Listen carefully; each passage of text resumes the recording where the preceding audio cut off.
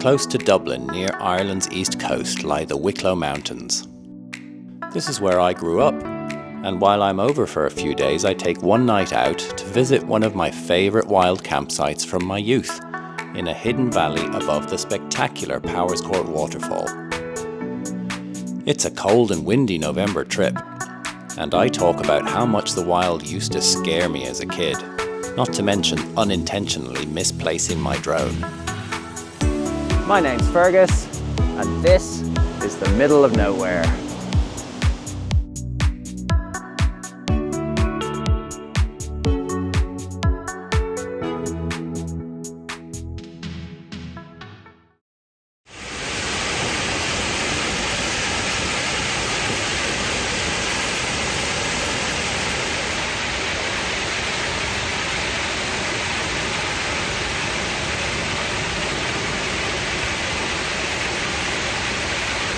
This is the highest waterfall in Ireland, where the Dargle River plunges over 100 meters over a cliff and cascades down diagonally into this natural amphitheatre in the Wicklow Mountains, not too far from Dublin.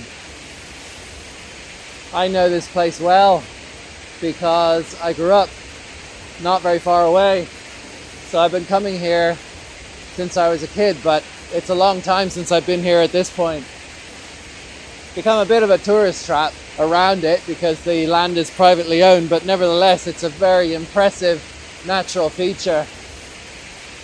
And this area actually means quite a lot to me because it's very much embedded in my soul as one of the various places in my youth where I expressed my passion for exploring nature and discovering all of the nooks and crannies, and my passion for actually looking at whatever was around. Even more significant than here, where the tourists come to, where you can actually stand below the waterfall, is up the top, because this is not the middle of nowhere. Up there is the middle of nowhere, relatively speaking, and that is where I'm going to go now and spend the rest of the video. So let's go. I got to drive around first and then do a walk to get into the wilderness.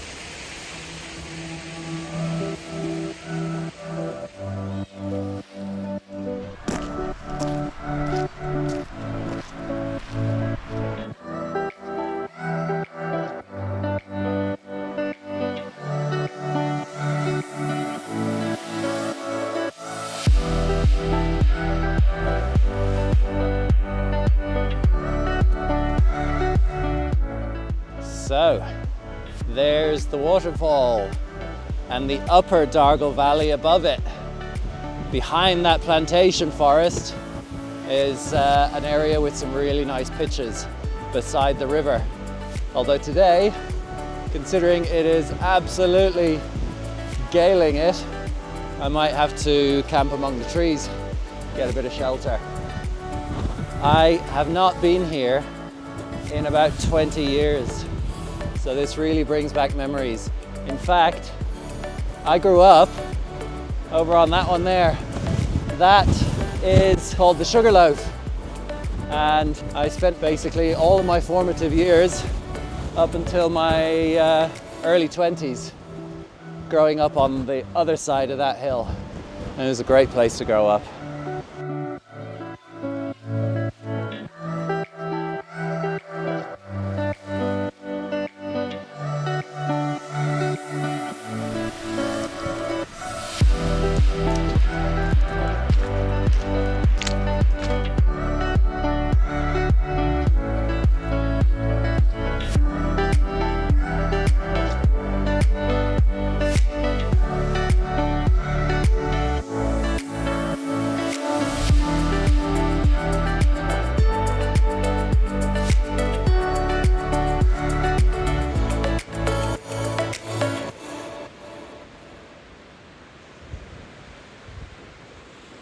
I love this pitch.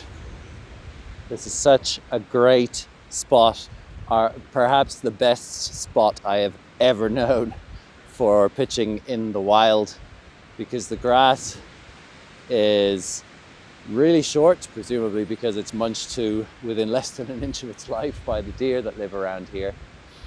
And it's really, really firm. It's a little bit lumpy, but it is firmer, and there are good enough flat patches. It's better than some campsites that I've stayed on where you have to pay for. And to me, this was my benchmark for wild when I was young. When I first came here, I was probably about 12 or 13. I think it was my sister that showed it to me. And because this upper Dargle Valley, which extends for a few more miles up that way, is cut off by the waterfall. It's a hanging valley, so a glacier would have been going through the depression during the Ice Age where the waterfall comes down, cutting this place off. So there's no roads or anything around here, and it's completely isolated. And for a 12 or 13-year-old that is being unsupervised up here, that was just magical. And that mountain up there is called Jouse, and that is somewhere around 700-800 meters, something like that. It's a very distinctive one. None of the mountains around here are very dramatic in comparison to the stuff that I regularly go on in the Highlands in Scotland. But this was my home. And it's kind of hard to believe that I am pitched here for a camp again.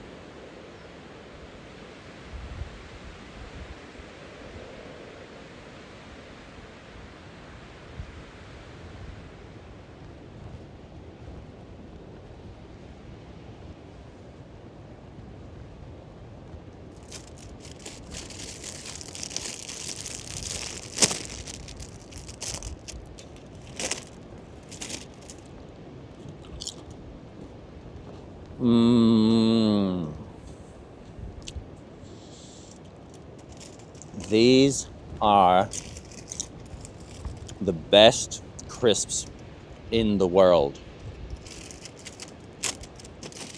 That is not an opinion. That is an objective fact. Trust me, I have a PhD. It can be scientifically proven these are the best crisps in the world. Potato, cheese, and onion crisps. Only available in Ireland. That is one of the things that makes them so special. These are such a feature of my life growing up. And because globalization hasn't caught these yet, it's always an incredibly special experience to come home and get some potato, cheese, and onion.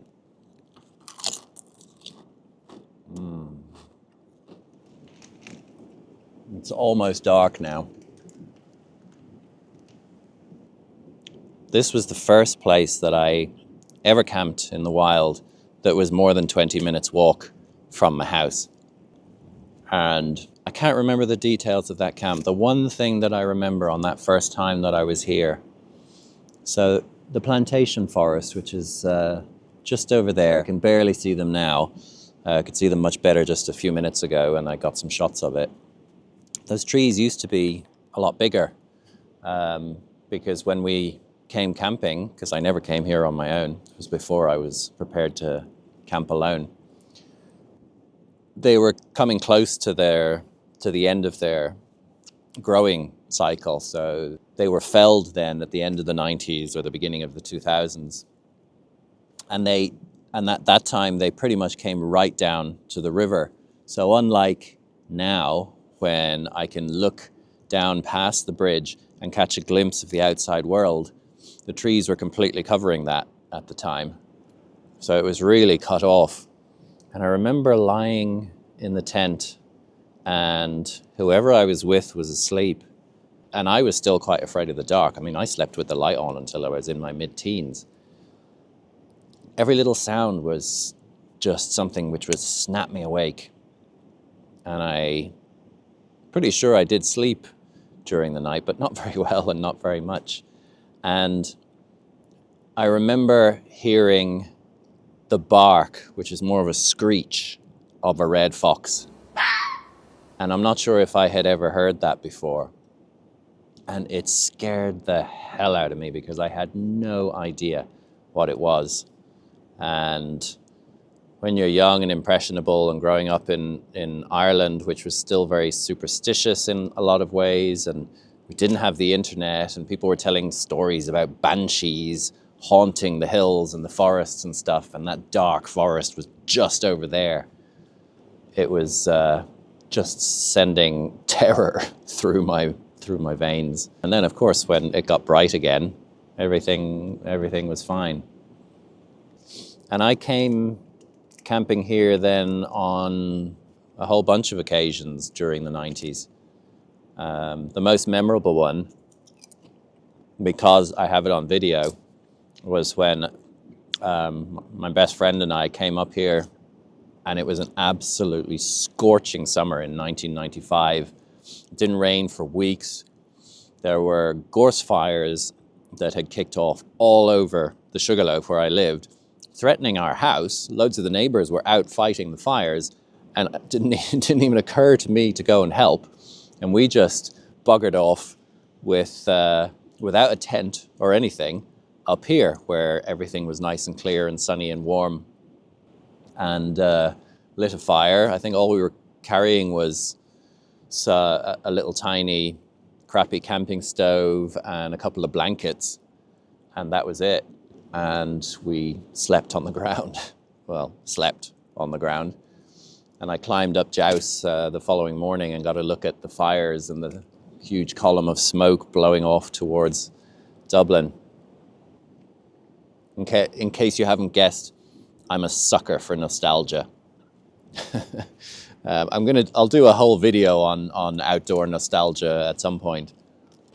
But you know, this is just one of those special places because it was the default place if we were going to go camping away from the Sugarloaf. We'd come here. A few times we went to other places, but just as many times we went to other places, we would come here.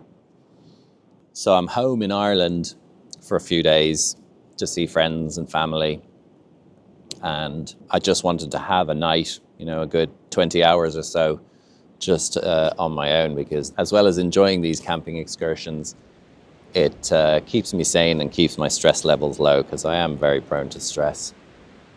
So I'm really glad that I have come here for it tonight. And I am extra glad that I have my tato, cheese and onion.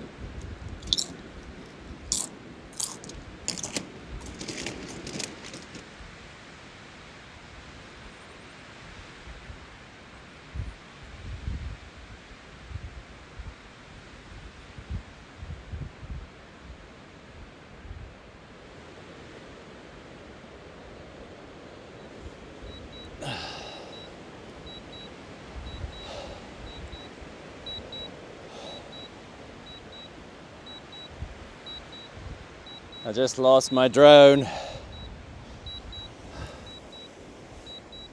It's pretty windy. I started flying it from here and the wind seemed fine. So I gradually moved it down over the waterfall, thinking, yeah, it's fine, bring it back a bit, still fine, send it out a bit more, and then it just got past a point where I couldn't get it back.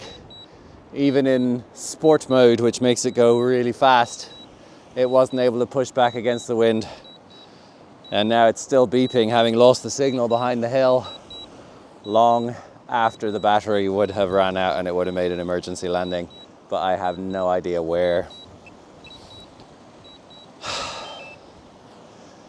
It was an old one. Could get them on eBay for 50 quid. But it's still annoying, because I don't have the money at the moment to replace it. Not yet, anyway.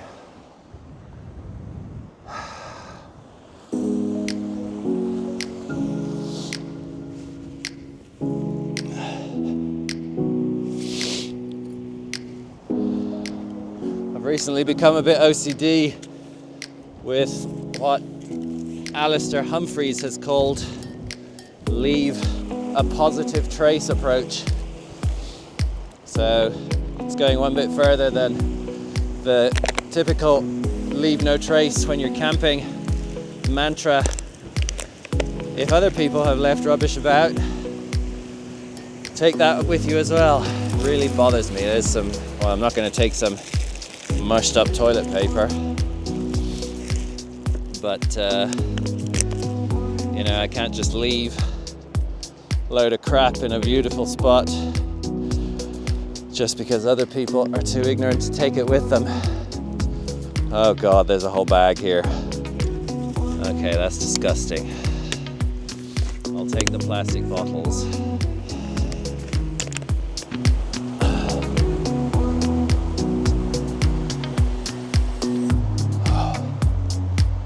Okay, I'm just gonna now, after collecting all that rubbish, losing my drone, take a quick walk over this fence. Just gonna leave my bag here in the trees because it's only 200 or 300 meters down that way to the top of the waterfall. And I remember doing that when I was up here back in the 90s, as I've been rambling on about so much. So let's get a quick look before heading out of here.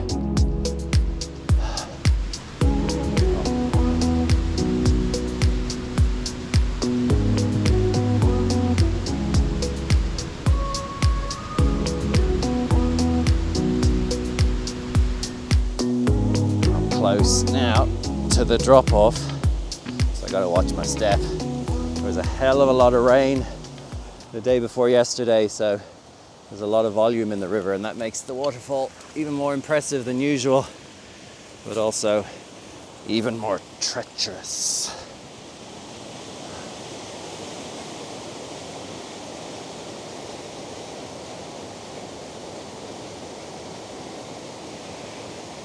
There never used to be such a defined trail here when I was here decades ago.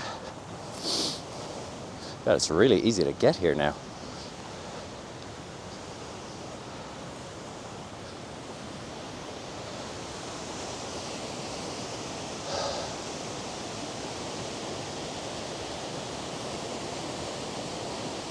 Top of the world, or at least top of Ireland's highest waterfall.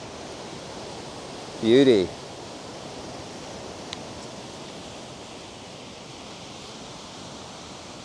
Nostalgia. I think I've only actually come down to the edge of the waterfall a couple of times, whereas I've been up there a load of times. I remember coming past the plunge pools that in a series come down just before the drop-off and thinking how awesome in low water would it be to just come here and have a dip in those pools before they cascade down over the edge, and it would be quite safe when the water is low. So I'm now gonna hike back out. You can see the trail up there, which I came in on yesterday, the fence looking over where all the crows are hanging out. There will be one more video, a Christmas video, just before Christmas at the end of next week. And after that, I think I'm gonna have a gap of a couple of weeks until the new year. So keep your eyes peeled for that one.